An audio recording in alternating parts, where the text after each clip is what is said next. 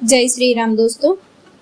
सुग्रीव और बाली दोनों ब्रह्मा के वरदान द्वारा प्राप्त पुत्र हैं और ब्रह्मा जी की कृपा बाली पर सदैव बनी रहती है। जब बाली को ब्रह्मा जी से वरदान प्राप्त हुआ कि जो भी उससे युद्ध करने उसके सामने आएगा उसकी आधी ताकत बाली के शरीर में चली जाएगी और इससे बाली हर युद्ध में अजय रहेगा।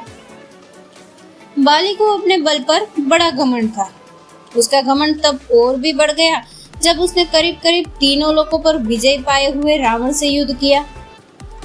रावण जैसे योद्धा को इस प्रकार हराकर बाली के घमंड की कोई सीमा न रही। अब तो वो अपने आप को संसार का सबसे बड़ा योद्धा समझने लगा था और यही उसकी सबसे बड़ी भूल हुई। अपने ताकत के मद में चूर एक दिन एक जंगल में पेड़ पौधों को तिनके के समान उखाड़कर फेंक रहा था। हरे भरे वृक्षों को तहस नहस कर रहा था। अमृत समान जल के सरोवर को मिट्टी से मिलाकर कीचड़ कर दे रहा था। एक तरह से अपने ताकत के नशे में बाली पूरे जंगल को उजाड़ कर रख देना चाहता था और बार बार अपने से युद्ध करने की चेतावनी दे रहा था कि हे कोई जो बाली से युद्ध करने की हिम्मत रखता हो, हे कोई जो अपने माँ का दूध पिया हो, जो बाली से युद्ध करके बाली को हरा दे। इस तरह की गर्जना करते हुए बाली उस जंगल को तहस नहस कर रहा था। संयोगवश उसी जंगल के बीच में हनुमान जी राम नाम का जाप करते हुए तपस्या में बैठे थे। बाली की इस हरकत से हनुमान जी को राम नाम का जप करने में विघ्न लगा और हनुमान जी बाली के सामने जाकर बोले, हे वीरों के वीर, हे ब्रह्मांश, हे राजकुमार बाली, क्योंकि तब बाली किष्किंधा के युवराज थे। क्यों इस शांत जंगल को अपने बल की बलि दे रहे हो? हरे भरे पेड़ों को उखाड़ फेंक रहे हो, फलों से लदे वृक्षों को मसल दे रहे हो, अमृत समान सरोवर को दूषित मलिन मिट्टी से मिलाकर उन्हें नष्ट कर रहे हो। इससे तुम्हें क्या मिलेगा? तुम्हारे ओर से पिता ब्रह्मा के वरदान स्वरूप कोई तुम्हें युद्ध में नहीं हरा सकता, क्योंकि जो कोई तुमसे युद्ध करने आएगा उसकी आधी शक्ति तुम में समाहित हो जाएगी। इसलिए हे कपि राजकुमार, अपने बल के घमंड को शांत कर और राम नाम का जाप कर। इससे तेरे मन में अपने बल का भान नहीं होगा और राम नाम का जाप करने से ये लोक और परलोक दोनों ही सुधर जाएंगे। इतना सुनते ही बाली अपने बल के मद पर चूर हनुमान जी से बोला, ए तुच्छ वानर, तू हमें शिक्षा दे रहा है। राजकुमार बाली को, जिसने विश्व के सभी योद्धाओं को धूल चटाई है और जिसके एक हुंकार से बड़ा पर्वत भी खंड खंड हो जाता है। जा तुच्छ वानर, जा और तू ही भक्ति कर अपने राम की। और जिस राम की तू बात कर रहा है वो है कौन? केवल तू ही जानता है राम के बारे में। मैंने आज तक किसी के मुंह से ये नाम नहीं सुना और तू मुझे राम नाम जपने की शिक्षा दे रहा है। हनुमान जी ने कहा, प्रभु श्री राम तीनों लोकों के स्वामी है। उनकी महिमा अपरंपार है। ये वो सागर है जिसकी एक बूंद भी जिसे मिले वो बहुसागर को पार कर जाए। अब बाली बोला, इतना ही महान है राम तो बुला जरा, मैं भी तो देखूं कितना बल है उसकी भुजाओं में।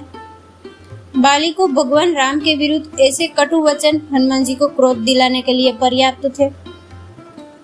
तब हनुमान जी ने कहा, ए बल के मद में चूर बाली, तू क्या प्रभु राम को युद्ध में हराएगा? पहले उनके इस तुच्छ सेवक को युद्ध में हरा कर दिखा।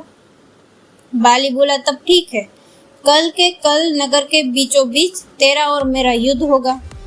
हनुमान जी ने बाली की बात मान ली। बाली ने नगर में जाकर घोषणा करवा दिया कि कल नगर के बीच हनुमान और बाली का युद्ध होगा। अगले दिन तय समय पर हनुमान जी बाली से युद्ध करने अपने घर से निकलने वाले थे, तभी उनके सामने ब्रह्मा जी प्रकट हुए। हनुमान जी ने ब्रह्मा जी को प्रणाम किया और बोले, हे जगत पिता, आज मुझ जैसे एक वानर के घर आपका पधारने का कारण अवश्य ही कुछ विशेष होगा।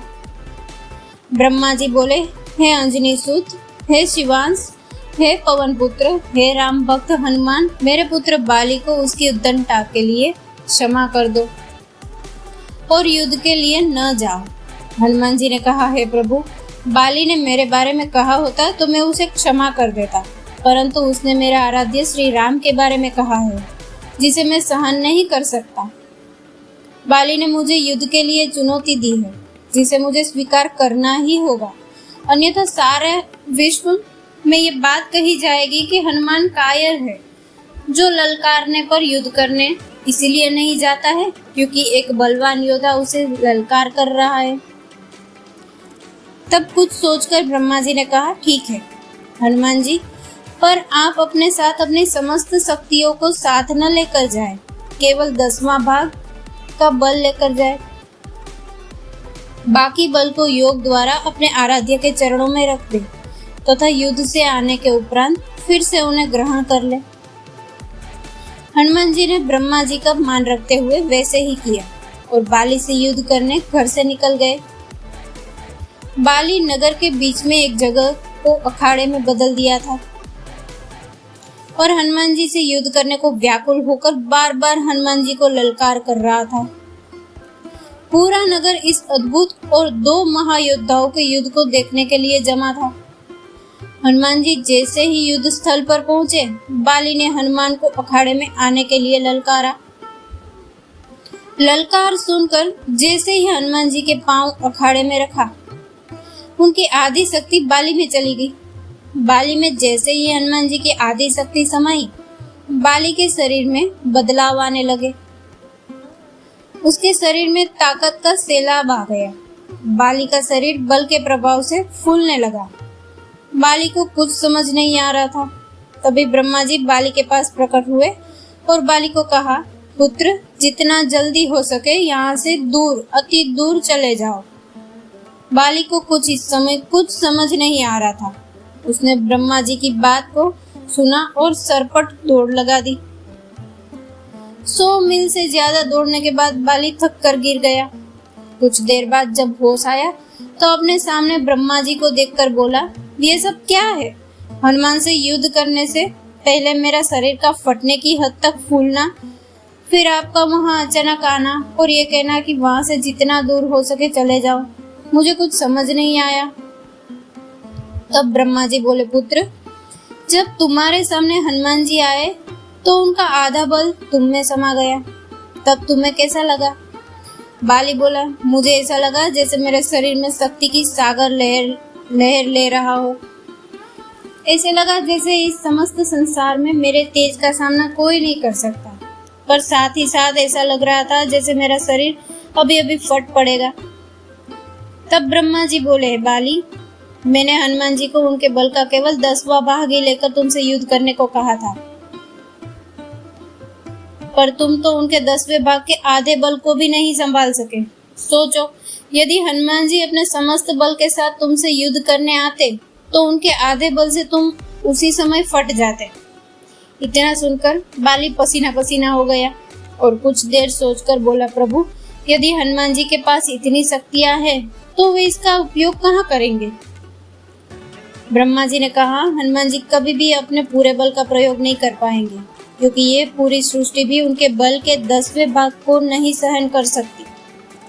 ये सुनकर बाली ने वहीं से हनुमान जी को दंडवत प्रणाम किया और बोला, जो हनुमान जी जिनके पास अथाह बल होते हुए भी शांत और राम भजन गाते रहते हैं, और एक मैं हूँ जो उनके एक बाल के बराबर भी नहीं हुई और उनको ललकार कर रहा था, मुझे क्षमा करें। आत्मग्लानि से भरकर बाली ने राम भगवान का तप किया और अपने मोक्ष का मार्ग उन्हीं से प्राप्त किया। जय श्री राम।